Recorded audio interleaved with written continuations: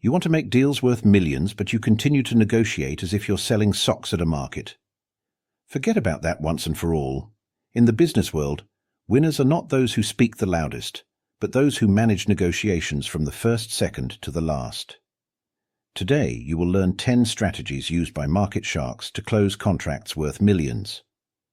Only proven techniques that have been tested in the toughest negotiations. Watch this video until the end. These strategies can be applied in sales, investments, and even salary negotiations. If you master them, you will become the one who sets the terms. Preparation. The first step to victory. Negotiations are not won at the moment you sit across from the client. They are won long before you shake hands. Preparation is not just about reading a couple of articles about the company. It is a strategy where every step is calculated and every detail is refined. If you want deals worth millions, forget about naivety. There is no room for chance here. First, reconnaissance. Information is power. Your strength begins with information. You must know everything possible about the person and their business. Who makes decisions? How do they negotiate? What are their pains? What have they lost before?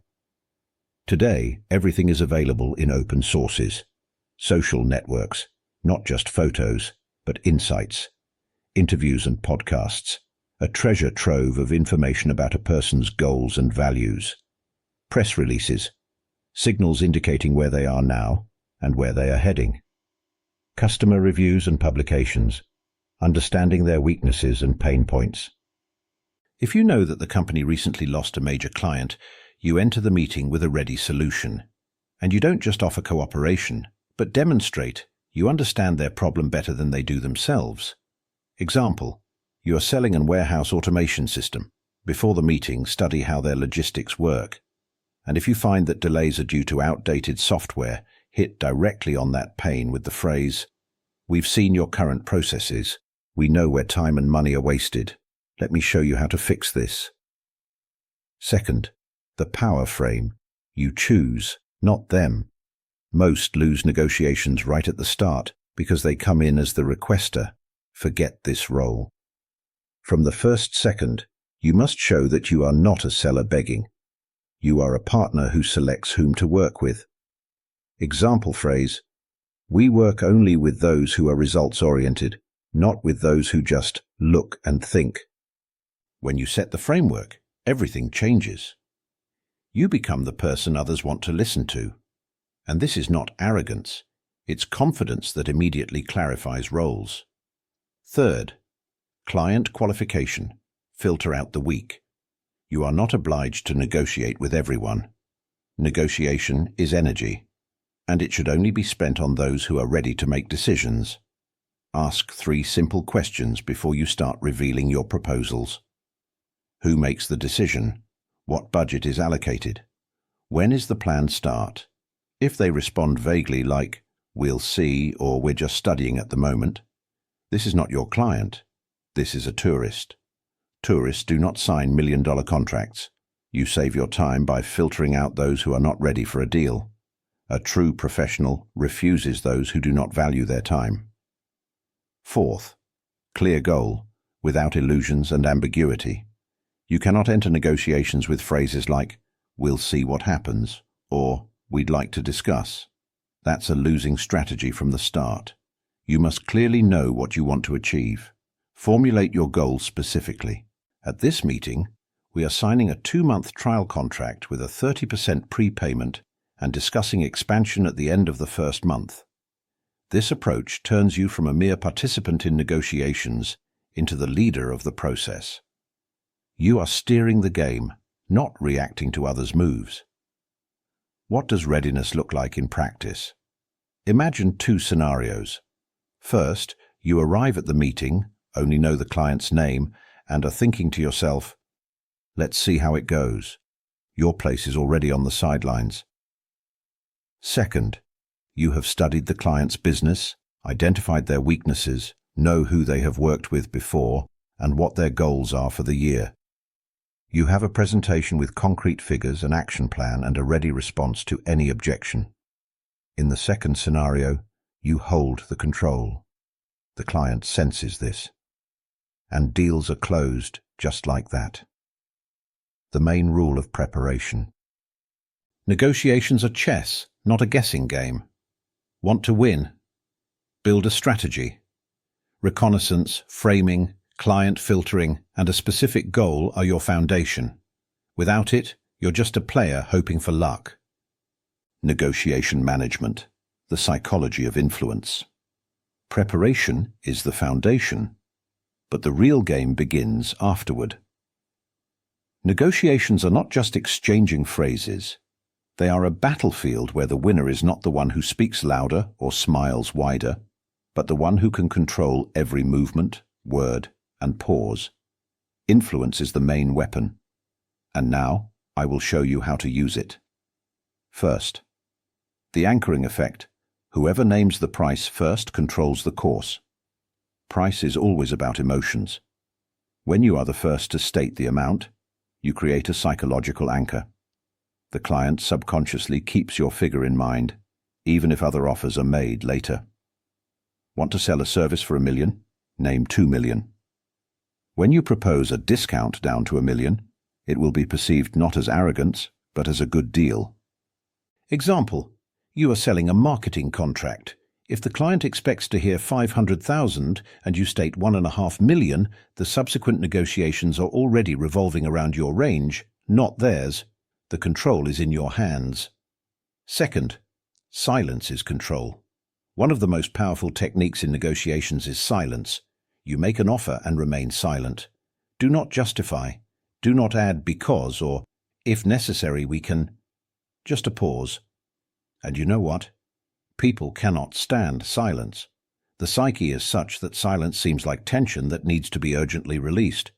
And they release it, with concessions, additional offers, or price reductions. Example: you state the price. Pause. The client begins, "Well, let's try to discuss an installment option." And that's it. You are already leading the game. Third, manage your words. These are not expenses, but investments. In negotiations, words are weapons. Never say, "It costs $1 million." Say, "You invest $1 million and receive a return within 3 months." Never say, "We are expensive." Say, "We operate in the premium segment where results are guaranteed."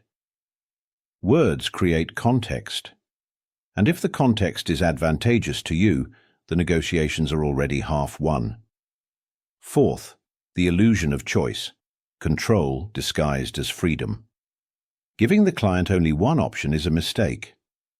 One option equals the opportunity to say no.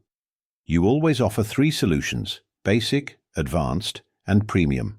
All of them lead to you, but give the impression that the client is making the decision. Example: we have a basic package for startups, an advanced one for steady growth, and a partnership package for scaling. Which format suits you best? You don't ask, "Shall we work together or not?" You ask, "Which format shall we start with?" Fifth detail: read non-verbal cues.